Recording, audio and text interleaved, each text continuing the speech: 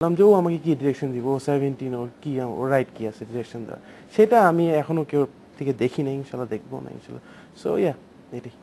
হ্যাঁ, কারণ আমরা আর্টিস্টরা যখন পারফর্ম করি তখন কিন্তু বেসিক্যালি ডিরেক্টর যে এই জিনিসটা দেখতে চাচ্ছে ওটা যেন ঠিক মতন পোর্ট্রেটা হয়, ওইটার পেছনেই কিন্তু আমরা শ্রমটা দেই।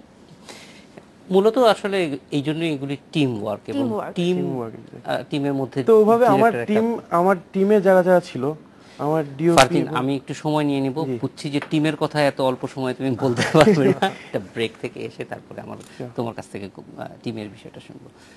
একটা বিরতিতে যাচ্ছি।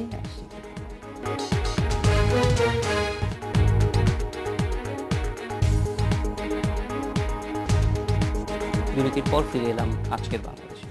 ফারদিন, টিম নিয়ে তোমার একটা মত। টিম নিয়ে যেটা বলার কথা ছিল যে টিম ওয়ার্কটা যেটা বলছিলেন ওনারা,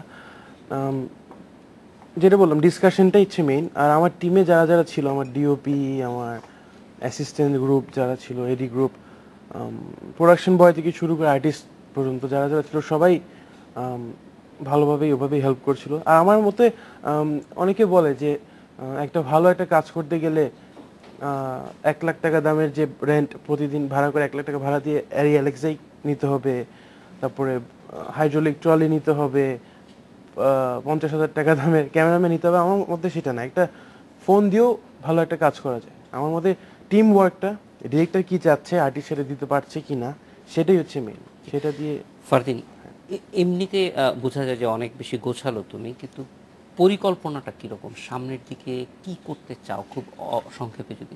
সামনের দিকে আমার ইচ্ছা হচ্ছে, বেসিক্যালি যেটা বললাম, এই মুহূর্তে আমার মিডিয়াতে এইভাবে স্পটলাইটের নিচে আসার কোনো ইচ্ছে ছিল না, কিন্তু এটার পরে আমার ইচ্ছা হচ্ছে হায়েস্ট গেলে 2016 পর্যন্ত 2টা বা আরেকটা কাজ করতে পারি।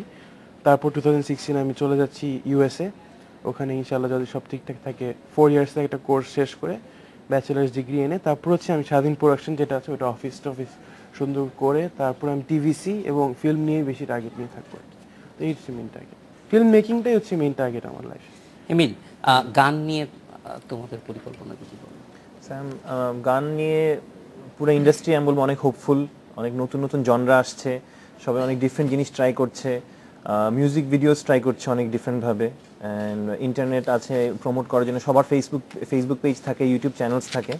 So I am very very hopeful যে আমাদের এই ব্যান্ড সিন এবং মিউজিক সিন ইন জেনারেল অনেক ভালো হবে ইন দ্য ফিউচার। শোনা, অভিনয়ের সম্ভাবনা কতটুকু, এবং যেইটা বলছিল যে নানান ধরনের চরিত্রে অভিনয় করার একটু মানে এটা চ্যালেঞ্জ, সেটা চ্যালেঞ্জটা ওভারকাম করার লক্ষণ কতটা দেখতে পাচ্ছি? আল্লাহ, চ্যালেঞ্জ তো ওভারকাম করতে চাই না, চ্যালেঞ্জ গ্রহণ করতে চাই।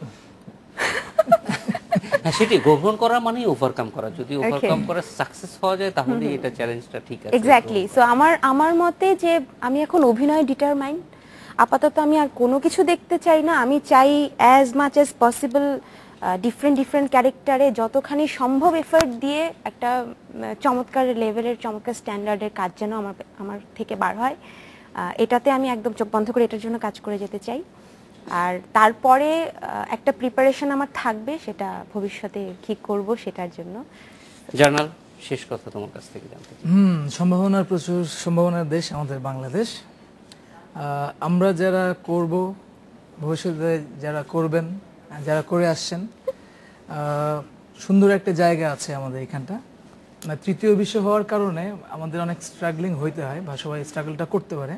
আর তৃতীয় বিশ্ব হওয়ার কারণে আরেকটা সুবিধা হয় যে পৃথিবী তাকে থাকেন যে ওনারা কি করছেন। সো শিল্পকলা বলেন আর ব্যবসা বাণিজ্য যাই বলেন, সব দিক থেকে ওয়ার্ল্ড তাকিয়ে আছে আসলে যে এরা কি করবে। দারিদ্র তুমি করেছো মহান, অবশ্যই। তো ওই দিক থেকে আমার মনে হয় যে প্রচুর কাজ করার জায়গা আমাদের এখানে, এবং উর্বর ভূমি আসলে আপনি বীজ বপন করলে এখানে হয়ে যাচ্ছে। সো এটা আমাদের ভেতর থেকেই আছে, শুধু হচ্ছে নিজেকে দেখানোর মানসিকতা বাদ দিয়ে এবং প্রস্তুত করা। হ্যাঁ, নিজেকে প্রস্তুত, কাজটা করা। কারণ বললাম যে অনেক সম্ভাবনা, এবং আমি বা আমরা সবাই আসলে খুবই আশাবাদী আমাকে নিয়ে। এক্স্যাক্টলি, আমি না বলতে নিচ্ছিলাম, সরি ইন্টারাপশনের জন্য। সেটা হচ্ছে যে আমাদের অবস্ট্যাকলের কথা আমরা বলি, কিন্তু আমরা যারা কাজ করছি নতুনরা, we all are very much optimistic. আমরা কিন্তু সম্ভাবনাটা অসীম। জার্নাল, স্বর্ণা, এমিল এবং ফারদিন, চারজনকে অনেক ভালো লাগলো। আমরা আশা করি যে ভবিষ্যতে অনেক দূর যাবে আপনাদের হাত ধরেই শিল্পকলার বিকাশ হবে। এই ছিল আজকের বাংলাদেশে, দেখা হবে আবার রোববার।